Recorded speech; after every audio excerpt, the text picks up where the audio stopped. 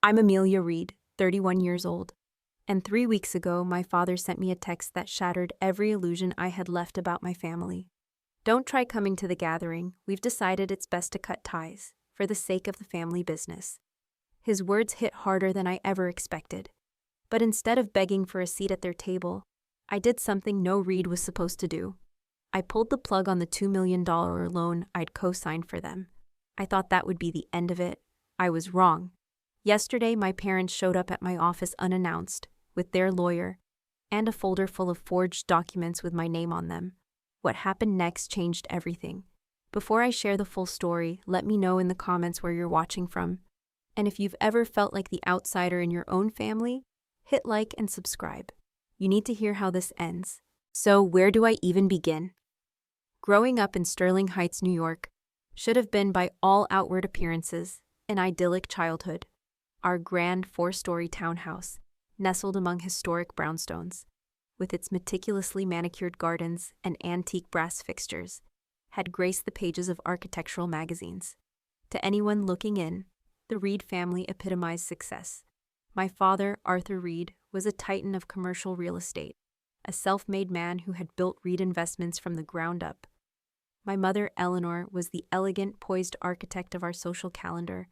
Every charity gala, every country club event, every summer retreat to our Hamptons estate, calculated with military precision to elevate our family's standing among New York's elite.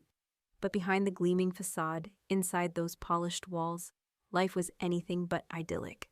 From the earliest age I can remember, there were rules.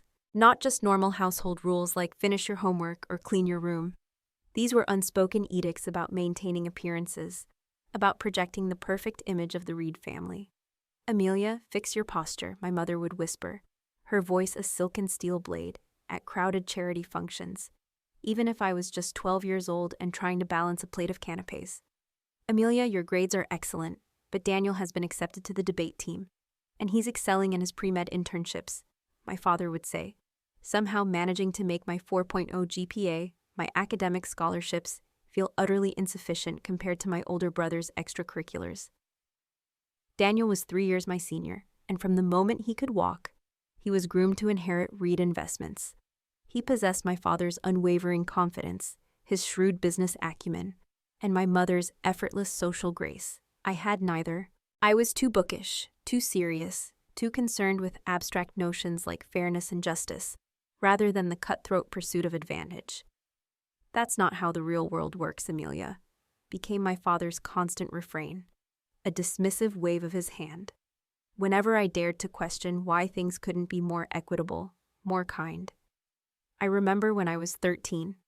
I'd won a prestigious statewide essay contest, and the local newspaper wanted to interview me. I was so excited. It felt like finally something I had achieved, something truly mine, would be acknowledged. My mother, however, scheduled a hair appointment for that exact time. "The Reed family presents as a unit, darling," she'd explained, her strokes brushing my hair with a firmness that left no room for affection, just control. "Your accomplishment reflects on all of us, and we must look appropriate for the photographers." The reporter came, of course. They took our family photo with Daniel front and center, a smiling, perfectly coiffed image of the future heir, despite it being my achievement. My triumph, once again, was subsumed into the family narrative, a footnote to Daniel's inevitable glory.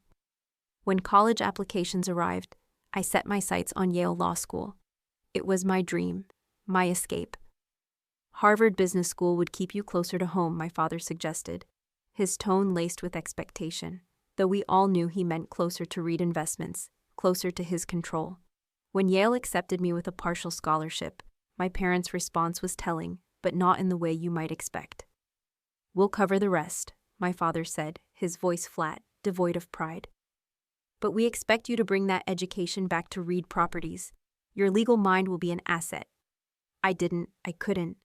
The idea of returning, of being absorbed back into that suffocating dynamic, was unbearable.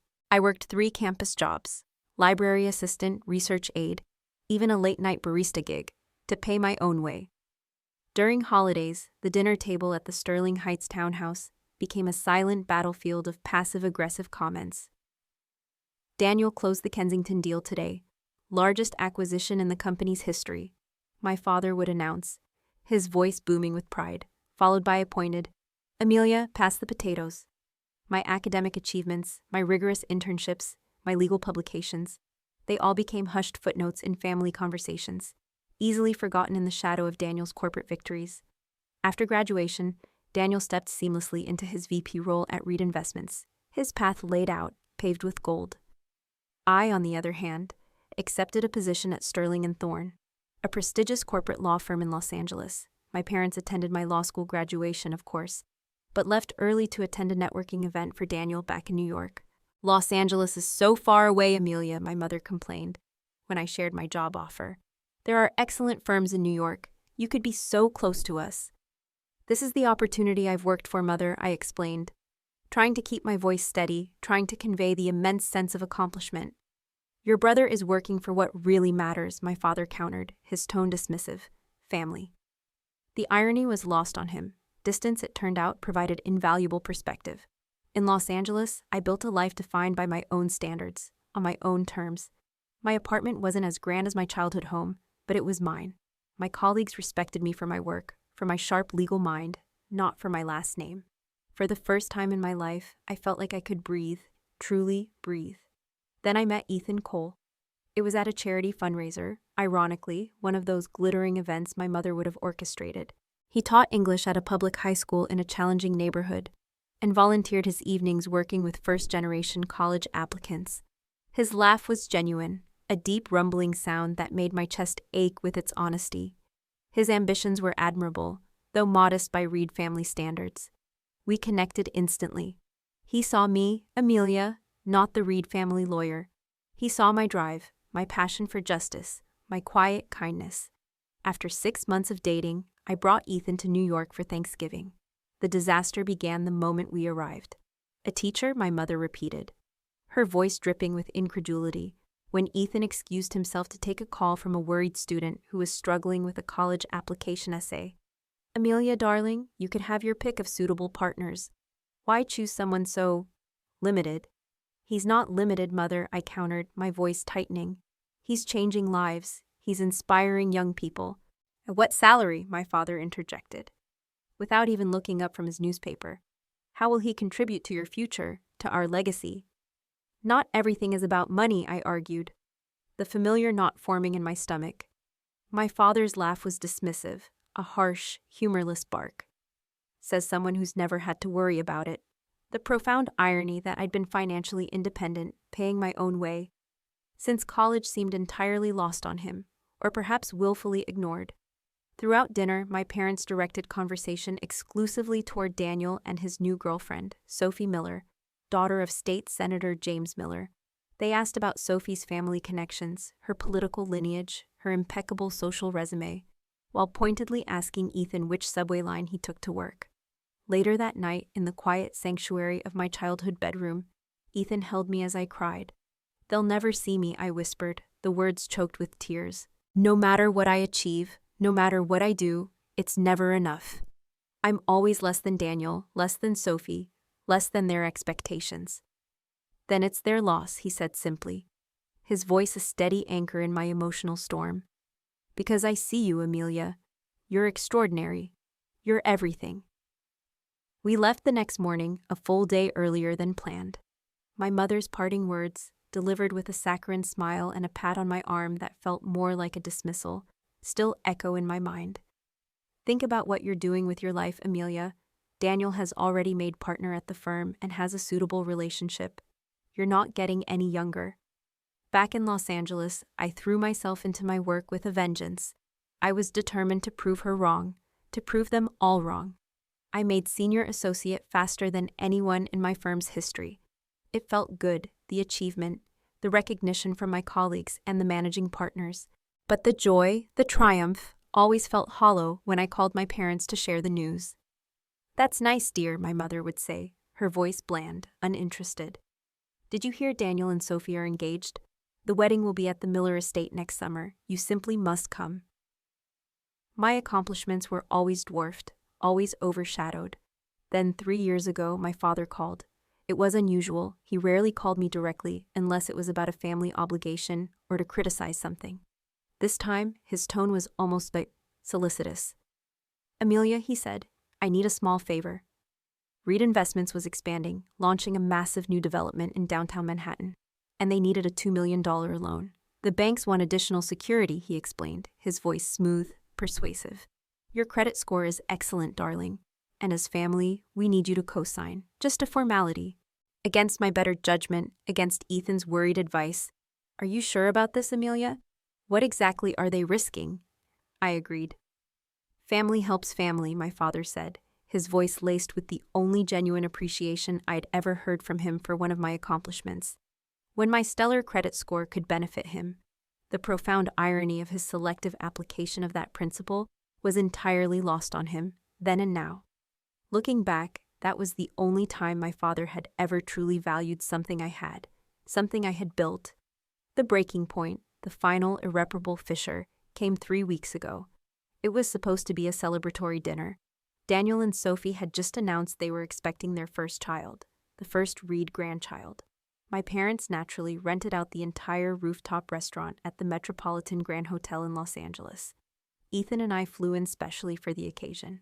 "Amelia, darling." My mother air-kissed both my cheeks when we arrived, her eyes already scanning me critically. "That dress is interesting. Didn't I send you the color scheme for tonight? Champagne and pale pink, to match Sophie's announcement." She looked disapprovingly at my deep blue cocktail dress. "You didn't actually," I replied, my voice cool, already feeling the familiar heavy weight of disappointment settling in my stomach.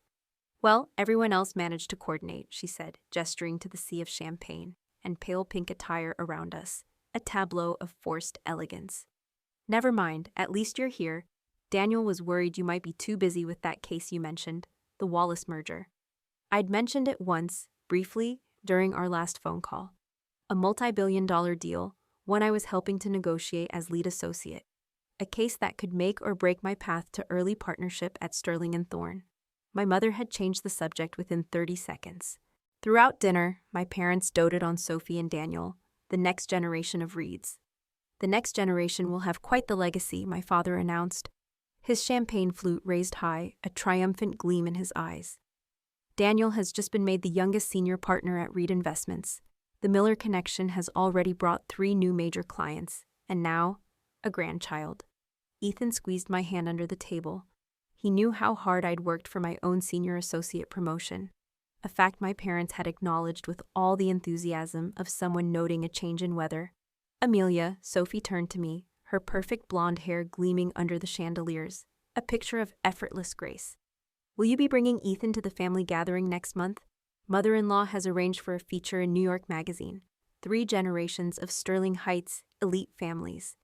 I blinked in confusion. Family gathering? I haven't heard anything about it. A moment of awkward silence descended on the table, thick and suffocating. "Didn't we mention it?" My mother's voice carried that practiced nonchalance I recognized from childhood. The tone she used when glossing over something uncomfortable. It must have slipped my mind. "It's at the Hamptons estate, 4th of July weekend, 3 weeks from now." "No," I said, my voice sharper than I intended. "You definitely didn't mention it." I looked at my father, who suddenly became intensely interested in his lobster bisque. Later that night, as Ethan was getting our coats in the hotel lobby, I overheard my parents talking with Daniel and Sophie. "We thought it best not to have Amelia and her teacher at the gathering," my father was saying, his voice low, conspiratorial. "The Millers are bringing the governor, and the Sterling son from Goldman Sachs is attending. It needs to be the right atmosphere, the right image." "But she's family," Daniel said, surprising me. "Shouldn't she be there?" "Your sister has chosen a different path," my mother replied, her voice firm. "We support her, of course. But this event is about family legacy, Daniel. Amelia has made it clear where her priorities lie. Besides, we've already told everyone she's too busy with work to attend." I stepped back into the shadows, a familiar hollow feeling expanding in my chest. Ethan found me minutes later, staring out the window at the glittering Los Angeles skyline. "Ready to go?" he asked gently, his hand resting on my back. "They're ashamed of us," I said quietly, the words barely a whisper. "They've been lying to the family about why I won't be at the reunion, an event they never even told me about." Ethan wrapped his arm around me, pulling me close. Their shame has nothing to do with you, Amelia, and everything to do with them. Back in Los Angeles, I threw myself into the Wallace merger. 80-hour weeks were a welcome distraction from the toxic family drama. Then the announcement came. I'd secured the deal, bringing Sterling & Thorne its biggest client of the year. My boss, Patricia, called me into her office. "Amelia, this is exceptional work," she said, sliding a folder across her desk. "The partners have taken notice. We're putting you on track for early partnership consideration." For a moment, pure, unadulterated joy bubbled up inside me. Then, almost reflexively, I reached for my phone to call my parents. I stopped myself mid-motion. What was the point? The news would be met with polite disinterest, then quickly redirected to Daniel's latest achievement or Sophie's pregnancy updates. Instead, I called Ethan. His genuine excitement and pride made my chest ache with the stark contrast to what I'd grown up with. "Let's celebrate tonight," he insisted. "You've earned this, Amelia." That evening, over dinner at our favorite Italian restaurant, I found myself reflecting on patterns I'd spent a lifetime accepting. Do you know what's strange?" I said to Ethan as we shared dessert. "I've spent my entire life trying to earn my parents' approval, their love, and I've never once truly received it. Not really." "Maybe it's time to stop trying," Ethan suggested gently. "You're extraordinary, Amelia, with or without their validation." The next morning, I discovered through my cousin Laura's Instagram that formal invitations to the Reed family gathering had gone out weeks ago. Everyone had received theirs. Everyone except me. I was in the middle of a critical preparation meeting for the Wallace contract signing when my father's text arrived. The conference room at Sterling & Thorne was filled with senior partners and associates. The Wallace merger had entered its final crucial phase, and as lead associate, I was presenting our strategy for the contract signing, scheduled for the following week. My PowerPoint slide, showing projected revenue increases, was on screen when my phone vibrated against the mahogany table. Normally, I would never check my phone during such an important meeting, but seeing my father's name triggered an old ingrained reflex. Reed family matters, no matter how trivial or toxic, always took precedence. I glanced down discreetly. "Don't try coming to the family gathering. Your mother and I have decided it's best we cut ties for now. Daniel agrees this is what's best for the family business and image moving forward." The words blurred as I felt blood rush to my face, a hot flush of humiliation and rage. The conference room suddenly seemed too warm, too crowded. Patricia was asking me something about the third quarter projections, and I forced myself to respond on autopilot. "The projections show a 17% increase in year-over-year revenue, with a conservative 23% in the long term," I heard myself say. My voice remarkably steady, while my inner world collapsed into a chaotic void. "If you'll turn to page 4 of your packets." I continued the presentation flawlessly. Years of performing under my parents' critical, scrutinizing gaze had prepared me well for maintaining composure while in emotional turmoil. No one in that room, not a single person, knew that behind my professional demeanor, I was processing the formal severance of my family ties via text message. 45 minutes later, the meeting concluded successfully. As the room emptied, Patricia stopped by my chair. "Excellent work, Amelia," she said, a genuine smile on her face. "The clients are impressed with your thoroughness." "Thank you," I managed, my voice a little hoarse. "Are you all right? You seem a little pale." Just fighting a headache," I lied, forcing a strained smile. "I'll take something for it once I get a minute." Once alone, I stared at my father's message again. The clinical detachment of it felt like a final, deliberate insult. Not even worth a phone call. After 25 years of being a Reed. I walked to the women's restroom, locked myself in a stall, and allowed myself exactly 3 minutes to break down. Silent tears streaked my carefully applied makeup as memories flooded in. My 5th birthday, when my parents had been too busy with a business dinner to attend my party. My high school graduation, where they'd left immediately after the ceremony to attend Daniel's college alumni event.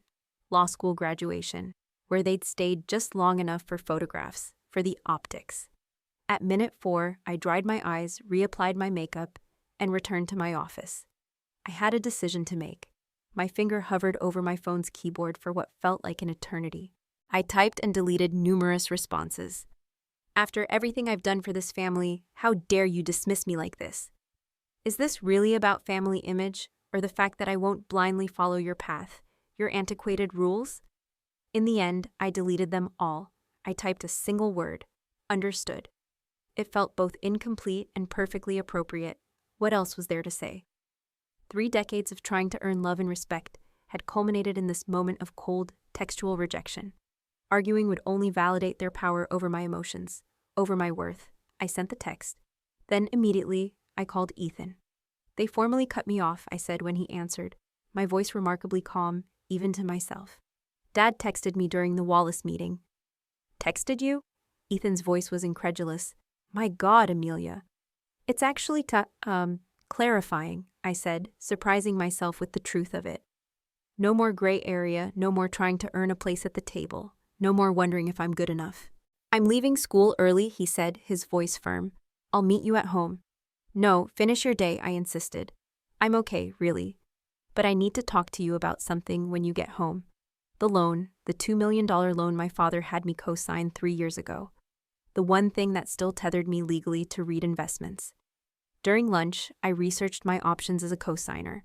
I had taken on significant risk for a business I had no control over.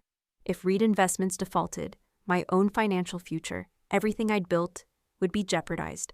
Given my parents' latest action, continuing this arrangement seemed foolish at best. I called Sarah Green, my personal attorney. They've maintained regular payments, Sarah confirmed after checking the records. But as a co-signer, you're equally liable for the full amount. Given the family situation you've described, Amelia, removing yourself would be prudent. What's the process? I asked. We'd need to notify the lender that you're withdrawing your guarantee, she explained. Your father would need to either pay off the loan, refinance without your name, or provide alternative collateral. And if he refuses? He wouldn't have much choice, Sarah said, a hint of steel in her voice. But it would likely create significant issues for Reed Investments. I thought about my father's text, about 3 decades of conditional love and subtle rejection, about Ethan waiting at home, who loved me without qualification or expectation. Draft the paperwork, I said finally. I'll sign it tomorrow. That evening, Ethan listened as I explained the situation, my decision. Are you sure about this? He asked, his brow furrowed with concern. It's a major step. They've already cut ties, I said, a sense of quiet determination settling over me. I'm just making it official on my end, too. Why should I remain financially entangled with people who want nothing to do with me, who are ashamed to have me at family events? Ethan nodded slowly. Then I support you completely. Whatever you decide, Amelia, I'm with you. That night, I slept better than I had in years. The decision once made brought an unexpected peace. I'd spent a lifetime trying to earn my place in a family that had already decided my worth. Finally releasing that burden felt like setting down a heavy weight I'd carried for so long I'd forgotten it was there. The next morning, I signed the paperwork in Sarah's office. It would take about 24 hours for the bank to process and notify Reed Investments. Are you absolutely sure about this? Sarah asked as I picked up the pen. Her eyes searching mine, I thought about the text, about the lifetime of subtle and not-so-subtle rejections, about the freedom waiting on the other side of the signature. I've never been more certain of anything, I said, and signed my name with a decisive stroke. The bank's conference room felt overly formal for what was essentially a family divorce. Sarah had arranged the meeting with David Chen, the loan officer who had handled the original Reed Investments loan. His expression remained carefully neutral as I explained my decision.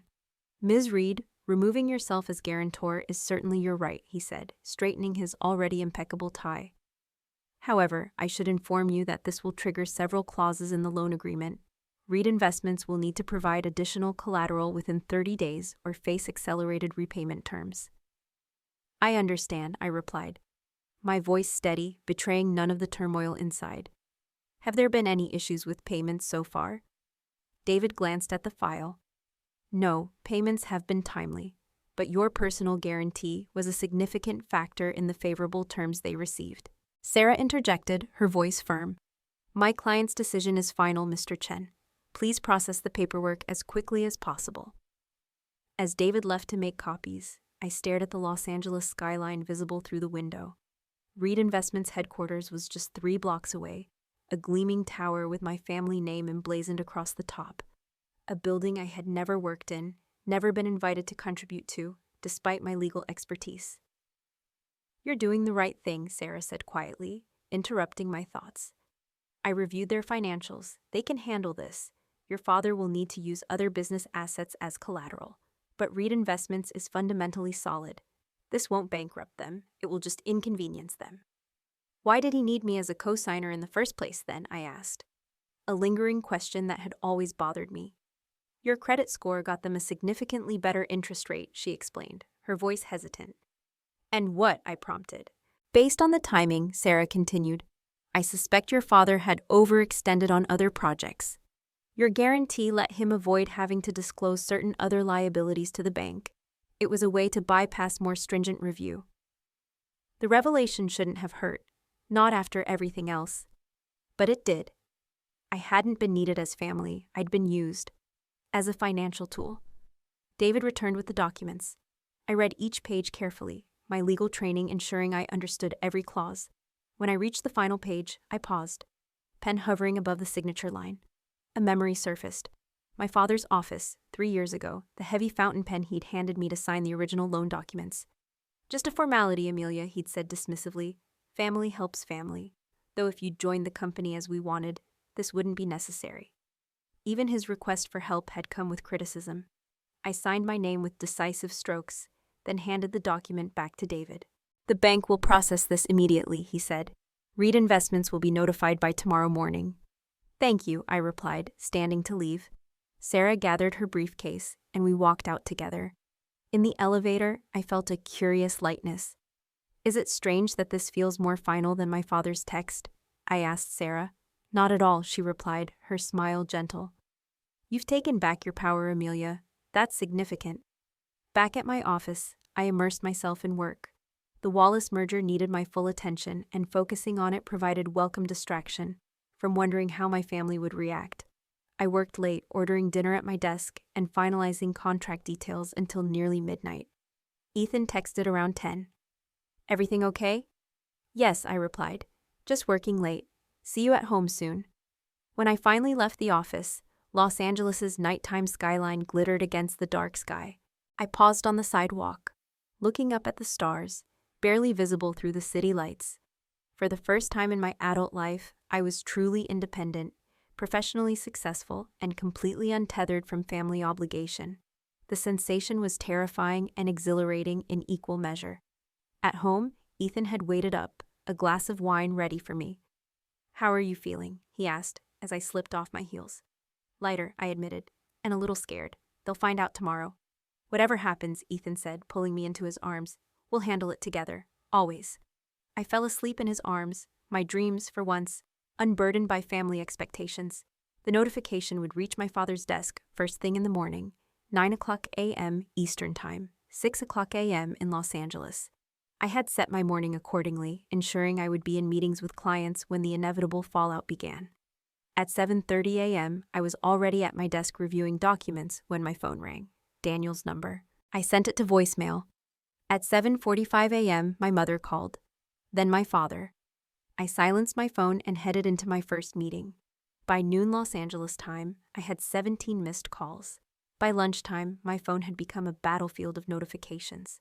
28 missed calls, 43 text messages, and 17 voicemails. My father, mother, Daniel, and several numbers I didn't recognize had been trying to reach me nonstop since 9:17 a.m. Eastern Time, precisely when the bank must have notified them of my withdrawal from the loan. I listened to the first voicemail during my lunch break. Amelia, my father's voice was controlled, but tight with fury. Call me immediately.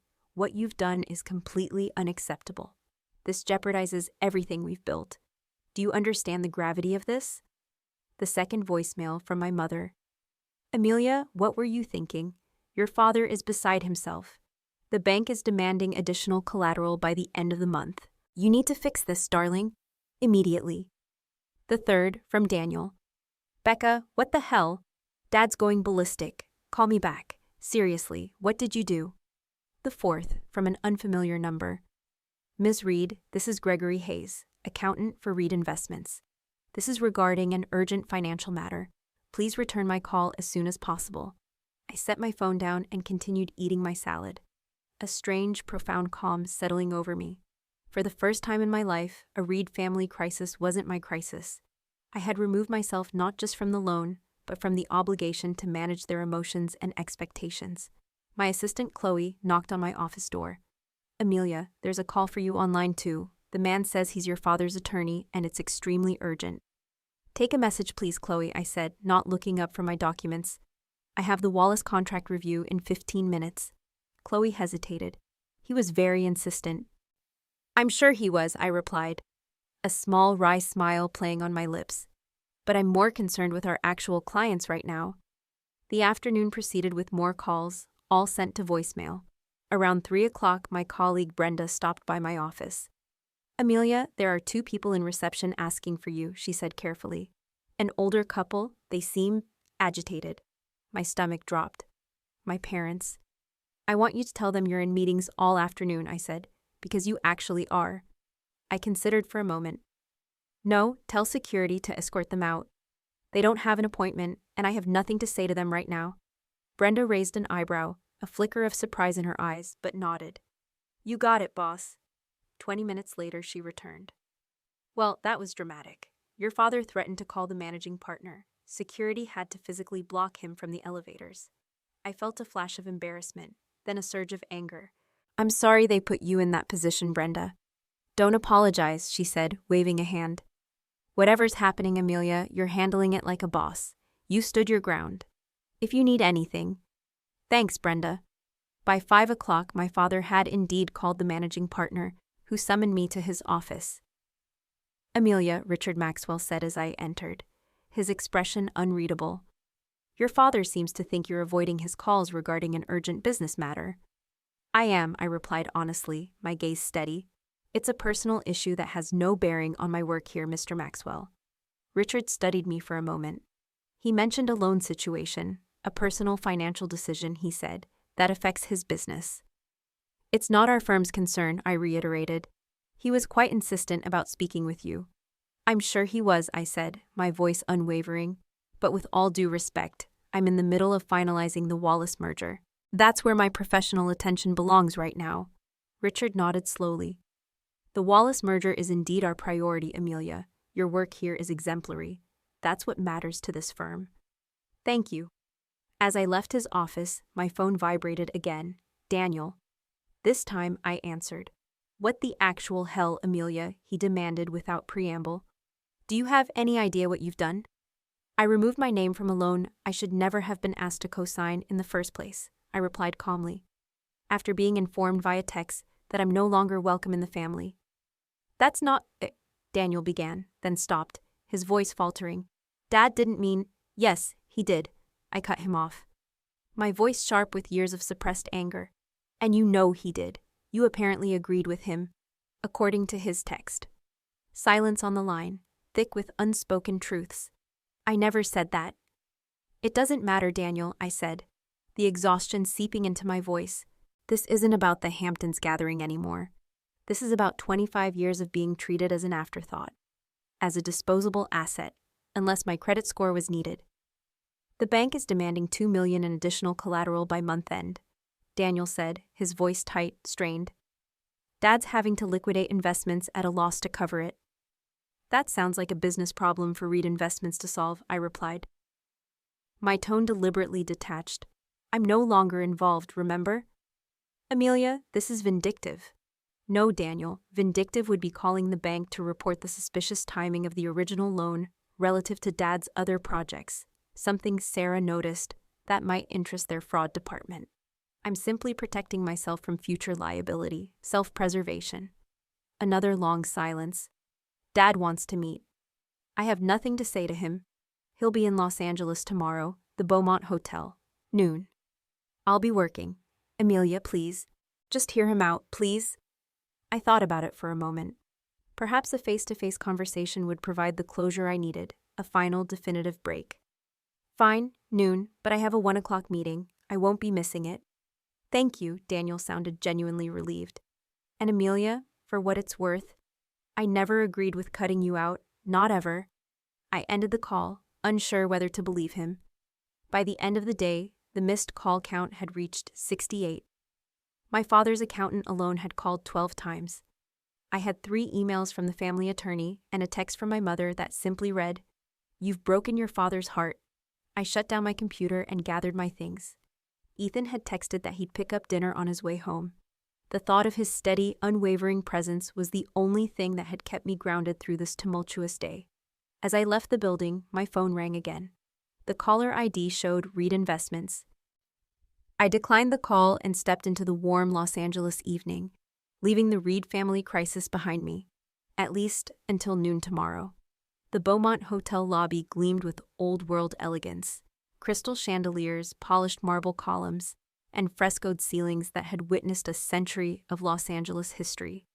I arrived exactly at noon, dressed in my most confident power suit, charcoal gray with subtle pinstripes, accessorized with the delicate pearl necklace Ethan had given me for our anniversary.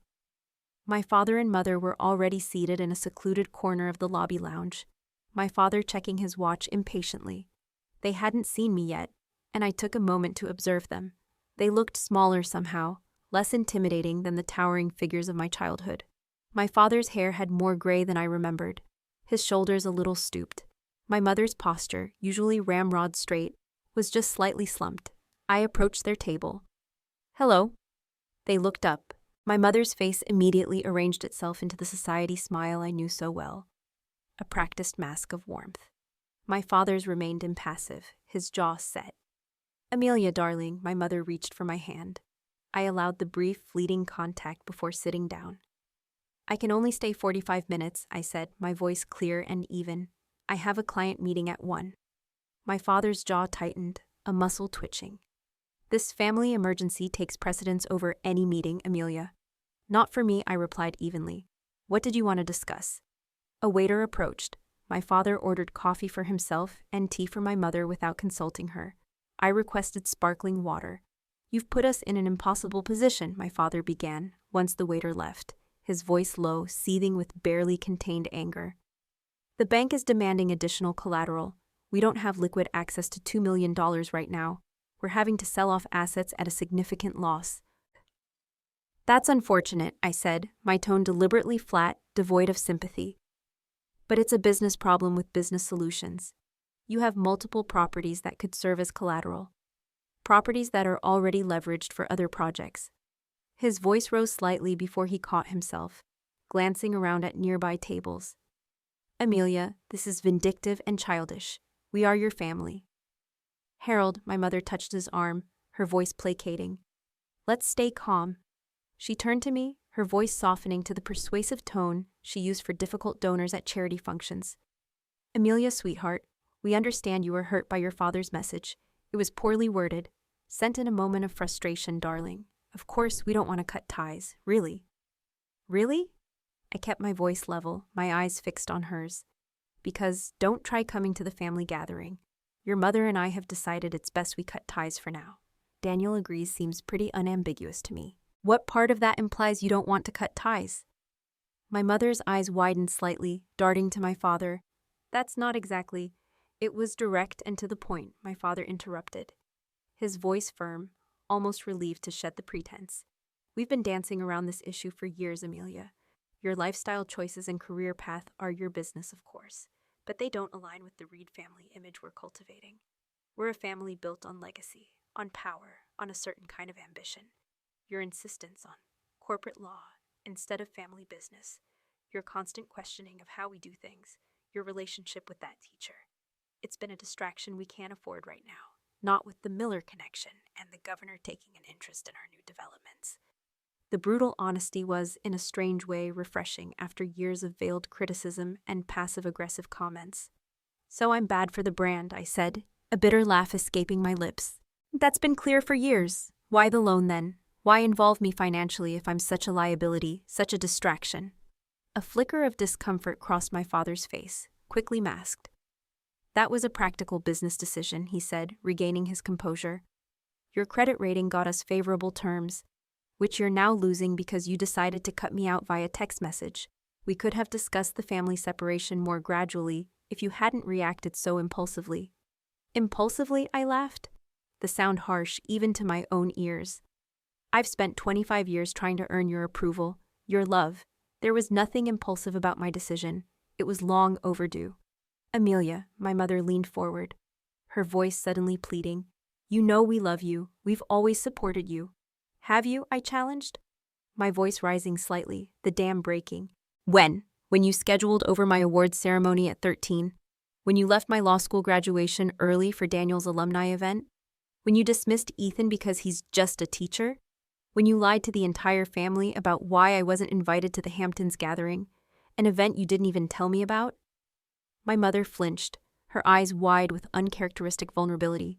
My father's face hardened, his jaw clenching.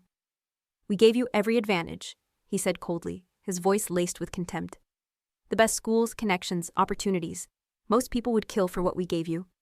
You gave me things, I corrected, my voice trembling with suppressed emotion. Not love, not acceptance, not respect. You gave me things you could measure, things you could point to, but never the emotional connection I craved. The waiter returned with our drinks. We sat in tense silence until he left.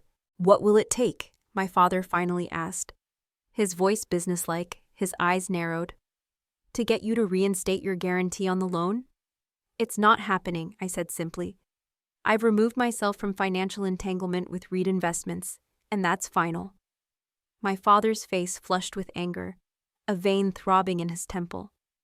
You would jeopardize this family's legacy out of spite? No, I countered, meeting his furious gaze unflinchingly. Out of self-preservation, and the family legacy will survive. Reed Investments is fundamentally sound. Sarah confirmed that. This is an inconvenience, not a disaster, unless there's something you're not telling me. Sarah? My father's eyebrows shot up. You discussed our private business with an outside attorney? My attorney, I corrected. Who discovered something interesting about the timing of that loan, by the way? How it coincided with certain other financial commitments you'd made that weren't disclosed to the bank. My father's face went pale, a sickly white. My mother looked between us in confusion, her eyes wide. Harold, what is she talking about? Before he could answer, Daniel appeared at our table, looking harried, a frantic energy about him. Sorry I'm late. Traffic from the airport was brutal. Daniel, my mother seemed genuinely surprised. You didn't mention Daniel was joining us, she said to my father. Something clicked into place. He didn't know. I realized. You didn't tell Mother that Daniel was coming because you didn't invite him. He invited himself. I turned to my brother. Why are you here, Daniel? Daniel glanced at our father, whose expression had turned stormy, a dark cloud settling over him. Because this has gone far enough, Daniel said, his voice surprisingly firm. The family fracturing, based on lies and manipulations. He sat down heavily beside me, a sudden ally. Amelia, Dad never consulted me about cutting you out.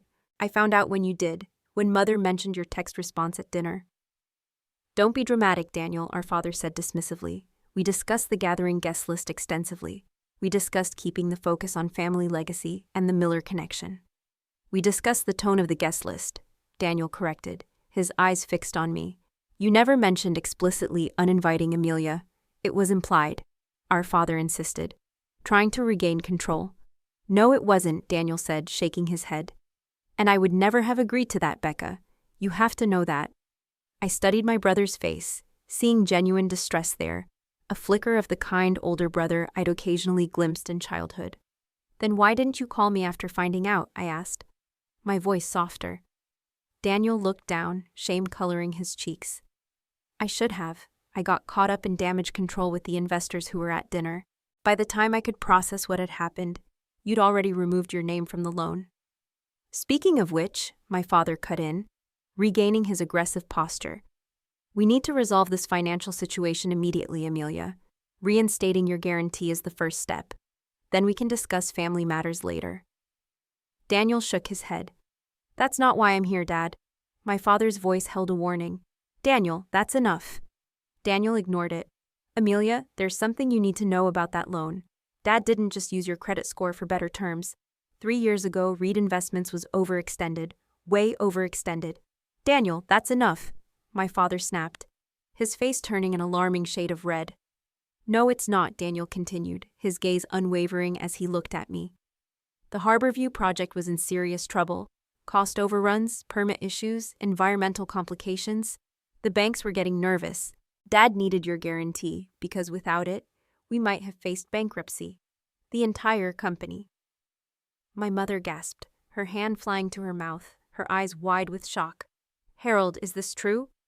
My father's face was now a dangerous shade of crimson. Every business has its ups and downs, Eleanor. I handled it as I always do. It was a temporary cash flow issue. You handled it by using Amelia, Daniel said, his voice quiet but firm. The sister you've consistently sidelined, criticized, and excluded. Unless you needed something from her.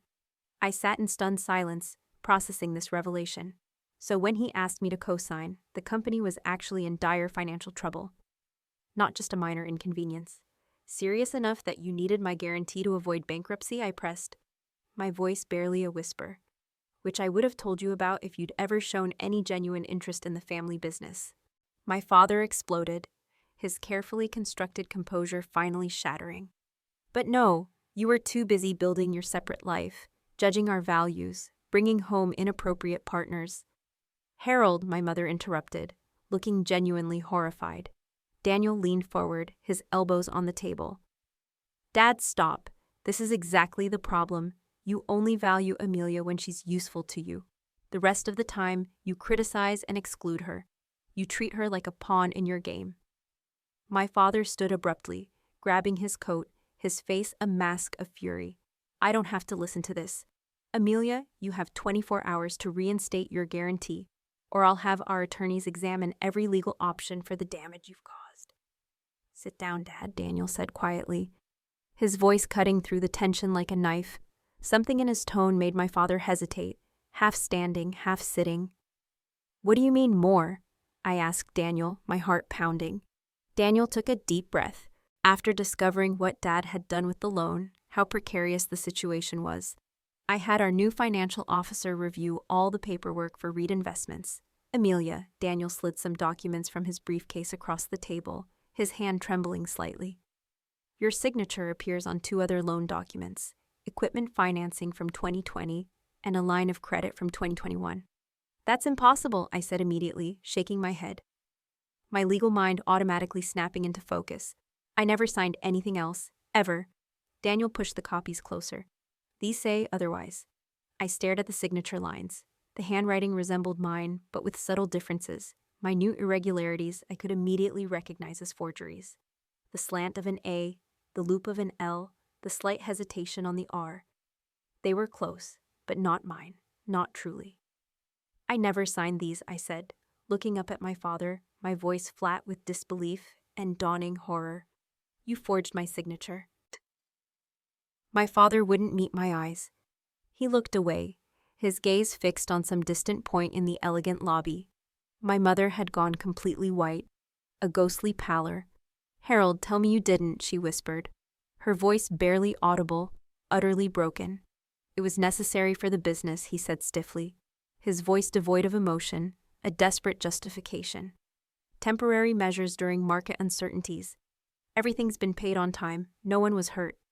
It's fraud, I said, my legal mind automatically cataloging the potential consequences. Criminal fraud. Which is why, Daniel continued, his voice taking on a new, resolute firmness. Removing your name from the current loan was actually the right move. I've already spoken to our attorneys about quietly resolving the other 2 situations without involving authorities. It's an internal matter. It will cost us, but it's the only way to contain it. My father glared at Daniel, fury twisting his features. You went behind my back?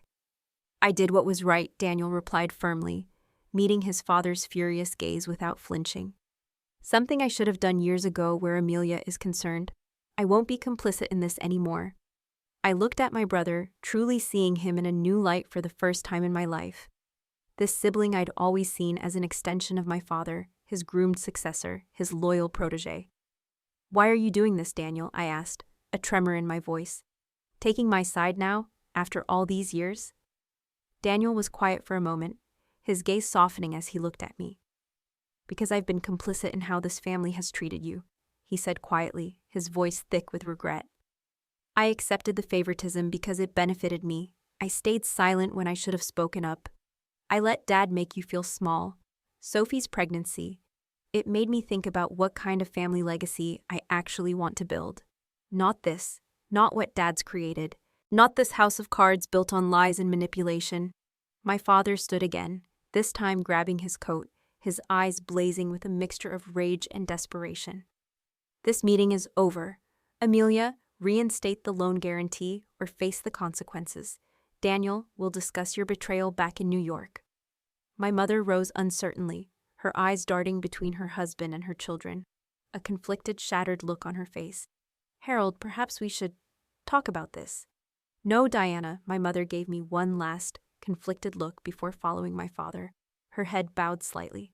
As they walked away, I noticed for the first time how my father's commanding presence, his imposing aura, had diminished. He looked older, smaller, just a man whose manipulations had finally caught up with him. Daniel and I sat in silence for a moment, the weight of the revelations hanging heavy in the air between us. I'm sorry, he finally said, his voice raw. For everything. For not being the brother you deserved. For not seeing this sooner. I studied him, truly seeing him as a person, separate from my parents' influence. Why now, Daniel? Really? He met my gaze. Becoming a father, it changes your perspective, he said quietly, a genuine emotion I rarely saw from him. Makes you think about what kind of legacy you're passing down. I don't want my child growing up in a family built on manipulation and conditional love. And I miss my sister. I really do, Becca. For the first time in years, I felt a genuine, undeniable connection with my brother. I missed you too, Daniel. My phone alarm chimed. 1 o'clock. My meeting. I gathered my purse, processing everything I'd learned, everything that had been laid bare. What will you do? Daniel asked. About the loan? Nothing, I said, a sense of calm conviction settling over me. It stays as is. And about the forgeries? I'll have Sarah review everything before deciding, I said. This is big, Daniel. Legally, it's very serious, but I also know what you're trying to do. And about family, he asked, his voice hesitant. I'm not sure yet, I admitted. I need time, a lot of time. Daniel nodded. That's fair, more than fair, considering. As I walked away, I felt strangely light. The confrontation had gone nothing like I'd expected, but somehow, everything had been clarified. The Reed family business, like the Reed family itself, had been built on appearances, on a carefully constructed facade that masked a far more complicated and corrupt reality. For the first time, I was truly glad to be on the outside of it all. 3 months after that fateful meeting at the Beaumont Hotel, I stood in my Los Angeles apartment, watching the sunset paint the skyline in shades of gold and pink. My life had transformed in ways I couldn't have anticipated when I'd first received my father's chilling text.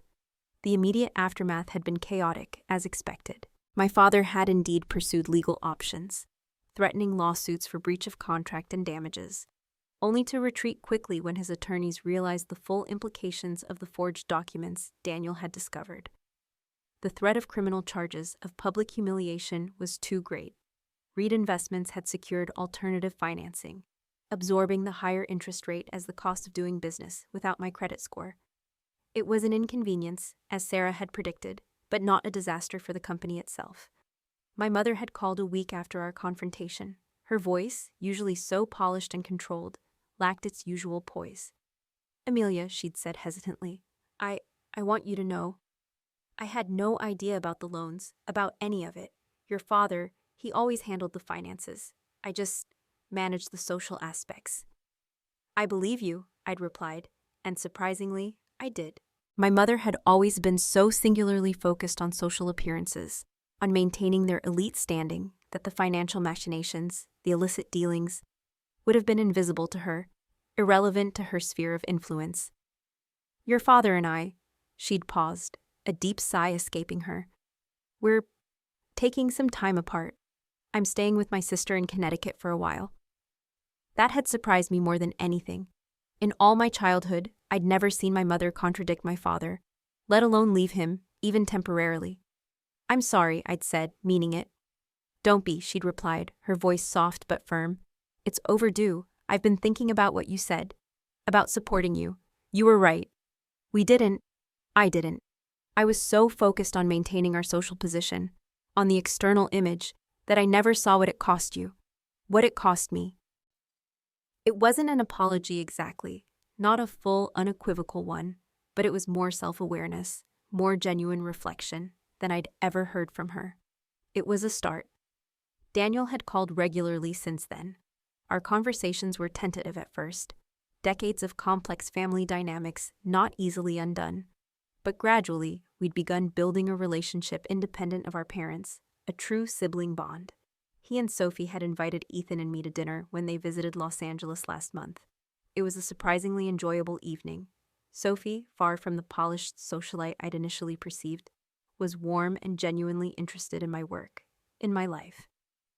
"Caroline thinks you're brilliant, Becca," Daniel told me later after Sophie had gone to bed. "Says I'm lucky to have such a formidable sister." Professionally, things had accelerated rapidly. The Wallace merger had been a resounding success, establishing Sterling and Thorne as a major player in that sector. Patricia had formally recommended me for early partnership consideration, a rare achievement for someone my age. My name appeared on the firm's website now, no longer just a junior associate, but Rebecca Wilson, Senior Associate, Partnership Track. It was more than a title. It was a testament to my own hard work, my own merit. But the most significant changes had been internal. Weekly sessions with Dr. Levine, a therapist specializing in family trauma, had helped me understand the insidious patterns I'd internalized growing up, how I'd measured my worth by my father's impossible, shifting standards, how I'd accepted emotional scraps in place of genuine love and acceptance. "You can't change your past, Amelia," Dr. Levine had said during our last session, her voice calm and insightful. "But you can absolutely change how it affects your future. The question is, what do you want that future to look like?" The answer had been forming for months, crystallizing the previous weekend when Ethan had taken me to Malibu to watch the sunset over the Pacific. There, with waves lapping gently at the shore, the sky ablaze with fiery hues, he'd knelt in the sand and opened a small velvet box. "Amelia Reed," he'd said, his voice steady but his hands trembling slightly. "You're the strongest, most brilliant, most compassionate person I've ever known. You deserve all the happiness in the world. Will you marry me?" Looking at him, this kind, genuine man who loved me exactly as I was, without conditions, without expectations, the answer had been easy, effortless. "Yes, Ethan. Absolutely. Yes." The ring caught the fading sunlight now as I checked my phone. Daniel had texted to confirm he'd be coming to our engagement dinner next week. My mother had sent flowers when I'd called with the news, along with a hesitant note saying she'd love to attend if I wanted her there, if I was ready. My father remained silent, but that, in its own way, was its own kind of peace. The absence of his constant criticism, his demands, his attempts at control, was a quiet victory. My doorbell rang, pulling me from my thoughts. Ethan was back from grocery shopping, planning to cook his famous risotto to celebrate my news. The partnership committee had officially scheduled my interview for next month. "Hey," he smiled as I opened the door, grocery bags in his arms. "You look thoughtful." "Just reflecting," I said, taking a bag from him. "It's been quite a year, hasn't it?" "Regrets?" he asked, setting the bags on the counter. I considered the question seriously. The family rupture had been painful, the revelations shocking, the journey of healing long and arduous. But standing in my own home, with my chosen partner, building a life on my own terms, there was a freedom in it, a sense of self I'd never known before. "No," I said finally. "No regrets, just clarity, and a profound sense of peace." Later that evening, as we sat on the balcony with wine glasses in hand, watching the city lights twinkle below, Ethan asked, "Have you thought about inviting your father to the wedding?" I looked out at the city lights, considering. I'm not sure yet. Part of me, the old Amelia, wants to extend the olive branch, to try and bridge that gap. Another part wonders if that's just falling back into old patterns, hoping for a different outcome from the same people.